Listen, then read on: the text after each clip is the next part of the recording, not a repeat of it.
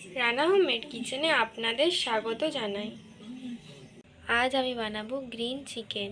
তার জন্য আমি এখানে ব্রয়লার মুরগির মাংসকে ছোট ছোট পিস করে কেটে ধুয়ে রেখেছি।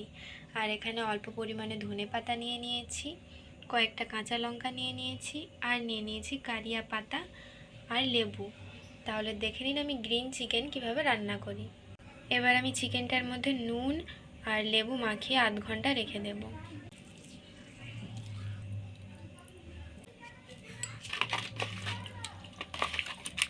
মাখানো হয়ে গেছে।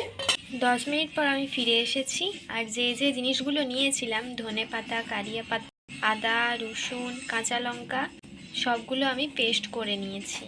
আর এখানে একটি ছোট সাইজের পেঁয়াজকেও কুচিয়ে রেখেছি। এবার একটি কড়া বসিয়ে দিলাম।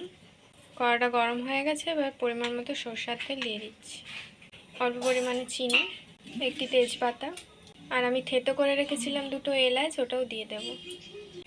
এবার ওর মধ্যে কুচনো পেঁয়াজগুলো দিয়ে দেব, দিয়ে হালকা ভেজে নেব।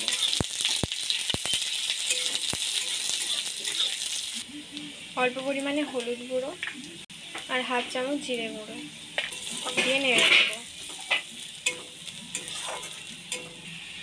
এবার ওর মধ্যে রসুন বাটা, আদা বাটা, কাঁচা লঙ্কা বাটা দিয়ে কষিয়ে নেব।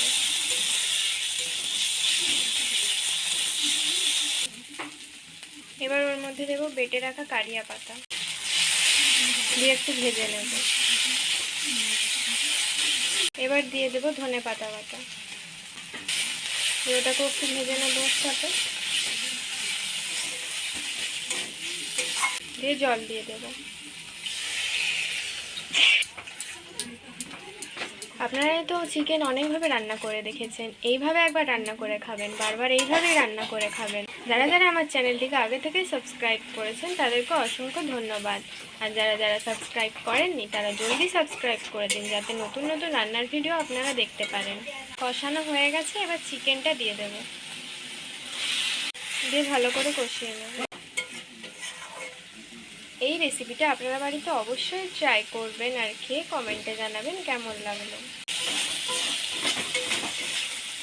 কষানো হয়ে গেছে, চিকেনটা সেদ্ধ হওয়ার জন্য আমি জল দিয়ে দেব। এবার আমি ঢাকা দিয়ে দেব। 10 মিনিট পর আমরা ঢাকাটা খুলে নেব। আমার সবুজ চিকেন তৈরি। এবার আমি নামিয়ে নেব। নামানো হয়ে গেছে। এটি দেখতেও যেমন সুন্দর হয়েছে, দারুণ হয়েছে খেতে। আপনারাও বাড়িতে অবশ্যই ট্রাই করবেন, আর খেয়ে কমেন্টে জানাবেন কেমন লাগলো। তো ভালো থাকবেন, সুস্থ থাকবেন, টাটা।